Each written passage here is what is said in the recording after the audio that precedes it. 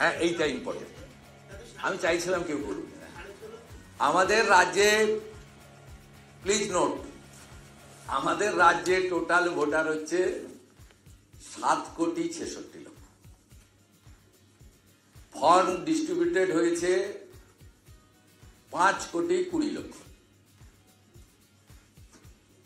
প্রাথমিকভাবে ফেক, মৃত ইত্যাদি ভোটার চিহ্নিত হয়ে ফর্ম ফিরে আসেনি 13 লক্ষ, ম্যাচ করেনি 22 লক্ষ। কে বা কারা রটিয়ে দিলেন মাত্র 10 লক্ষ বাদ গেছে। কে? নাম লিখে রাখুন। আমি না 95 সাল থেকে ভোটে লড়ছি। 1 কোটির উপরে যাবে, নিচে নামবে না। যদিও 100% SIR এখানে হবে না, তারপরেও 1 কোটির উপরে যাবে। আর যদি 100% হতো সংখ্যাটা আরো একটু বাড়ত। হবে না, কারণ ইলেকশন কমিশন বিহার সরকারের সাহায্য পেয়েছে।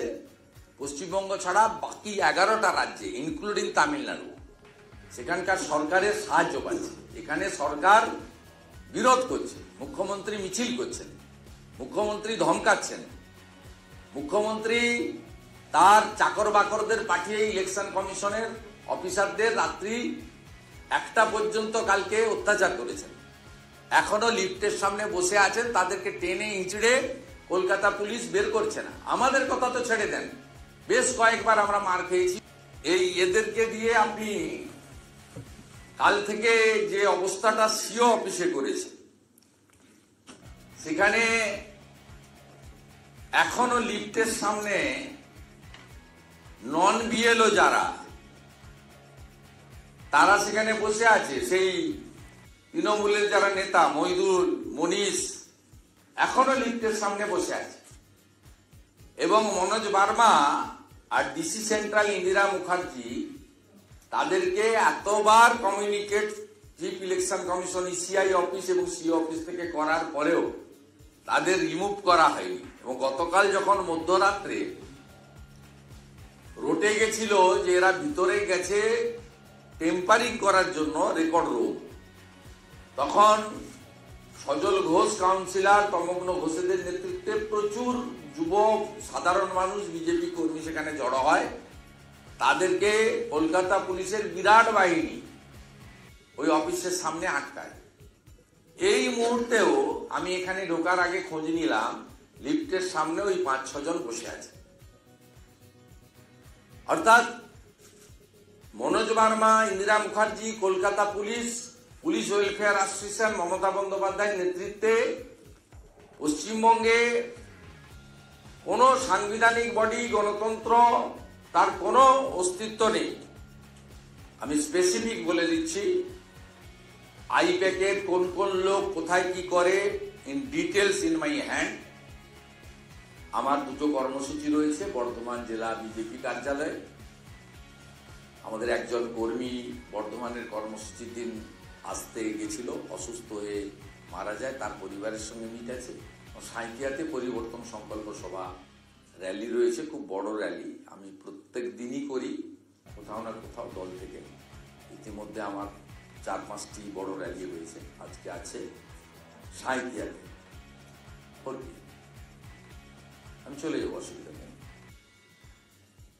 আর আপনাদের যদি কিছু প্রশ্ন থাকে, একজন প্রশ্ন হচ্ছে যে আপনার বিধানসভা কেন্দ্রে তৃণমূল কংগ্রেস প্রচার করছে আমরা কিন্তু টের পেয়ে যাবো কারা কারা এবার বিজেপিকে ভোট দিবে। যারা দেবে তাদের লক্ষ্মী ভান্ডার বন্ধ হয়ে যাবে। পঞ্চায়েতের সদস্য কিন্তু ফেসবুকেও পোস্ট করে দিয়েছে, বিজেপিকে ভোট দেওয়া মানে সরকারি প্রকল্প বঞ্চিত হওয়া। তো সাহস করে দেখতে বলবেন। ওর বাপের টাকা নিচ্ছে, সরকারের টাকা, ধার নেওয়া টাকা, তো ছেড়ে দেন। আমার এলাকার লোক জানে আমাকে, মানে আমাকে ওরা ওদের অভিভাবক, বন্ধু, আত্মীয় মনে। আমি ওটা বুঝে নেব, যা খুশি করতে দেব। সৌম্যদীপ তো বায়াস্ট। এর আগে কোপাটিপের ইলেকশন সব বন্ধ করে দিয়েছিল, হাইকোর্ট হয়েছিল। হাইকোর্ট পরিষ্কারভাবে বলে দিয়েছে যে রুল হ্যান্ডবুকে যে রুল 6 রয়েছে সেন্ট্রাল ক্যাডারের ক্ষেত্রে আইপিএস, আপনি ভায়োলেট করেছেন, আপনি বায়াসড। উনি পার্সোনাল অ্যাপিয়ারেন্স পর্যন্ত হওয়ার মতো অবস্থা হয়েছিল। ন্যাচারালি সৌম্যদীপদের কোনো নির্বাচন ঘোষণার সাথে সাথে সম্পূর্ণভাবে ডিউটি তো দেওয়া যাবে না এবং পশ্চিমবঙ্গের বাইরে নিয়ে যেতে হবে। শান্তনু সিনহা বিশ্বাসকে এর আগের নির্বাচনে কোচবিহারে পাঠিয়ে দিয়েছিল, মানে যেহেতু কলকাতা থেকে প্রভাবিত করছিল, এদেরকে পশ্চিমবঙ্গের বাইরে কোনো পার্শ্ববর্তী রাজ্যে সেই সময় নির্বাচনের কাজে পাঠাতে হবে। তামিলনাড়ুতে ভোট হবে, কেরালায় ভোট হবে, আসামে ভোট হবে, অন্য কোথাও পাঠাতে হবে। এখানে পশ্চিমবঙ্গে রাখা যাবে না। না, এই দেশে এখনো সংবিধান জিন্দা হয়, এই দেশে এখনো কনস্টিটিউশন হচ্ছে লাস্ট কথা। সেটাকে কি করে অঙ্কুশ লাগাতে হয় মুকুল রায়ের ক্ষেত্রে প্রমাণ হয়েছে, কিছুদিনের মধ্যে আবার প্রমাণ হবে। এবং কোর্ট কন্টেম্প্ট হয়েছে মমতা ব্যানার্জিকে সিকিউরিটি নিয়ে অ্যালাউ করেছিল। জাস্টিস অমৃতা সিনহার কোর্টে মিথ্যা কথা বলেছিল সরকার এবং স্পিকার, যে কোনো লোকেরই সিকিউরিটি আমরা ভিতরে দেব, কেউ আসবে না। মুখ্যমন্ত্রী এমএলএ তো আউট অফ 294, তার জন্য আলাদা কোনো ব্যাপার নেই। হাউস ফর এমএলএ সবার সিট দেখবেন একই রকম, বসার জায়গা আগে পরে স্পিকার করতে পারেন। ওখানে আলাদা স্পিকার ছাড়া আর কারোর সিট কিন্তু আলাদা থাকে না। তো সেটাও আমি কোর্ট কন্টেম্প্ট করেছি। আপনারা ভাবছেন আমি বলে দিয়ে ছেড়ে দিই, আমি 4 বছর লেগে থেকে মুকুল রায়ের ক্ষেত্রে দেখিয়ে দিয়েছি আর্টিকেল 10 শিডিউল তাকে কার্যকর করা যায়।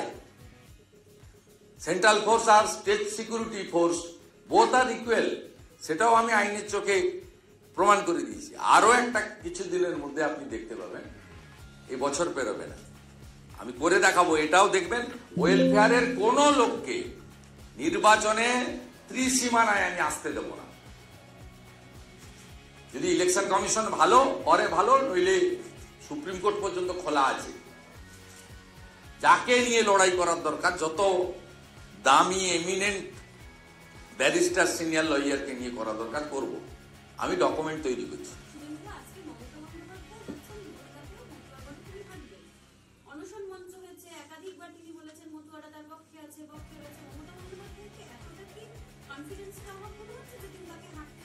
না না, গুলাতে চাইছে, গুলাতে চাইছে। মুসলিম ভোট তো সরে যাচ্ছে।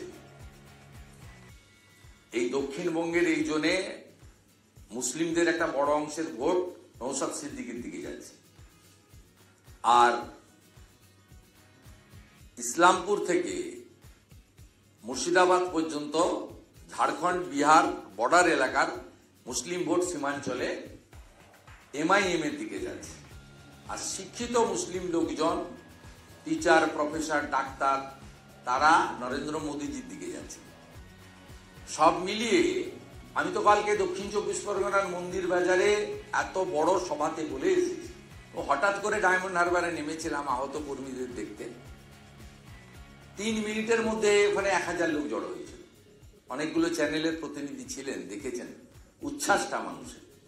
তা দক্ষিণ 24 পরগনায় যদি ভয়মুক্ত পরিবেশে অবাধ নির্বাচন হয়, লড়াই বিজেপির সঙ্গে আইএসএফ এর হবে। এই মমতা বন্দ্যোপাধ্যায় বনগাঁতে যাচ্ছেন জলটা ঘোলা করার জন্য, কোনো লাভ হবে না।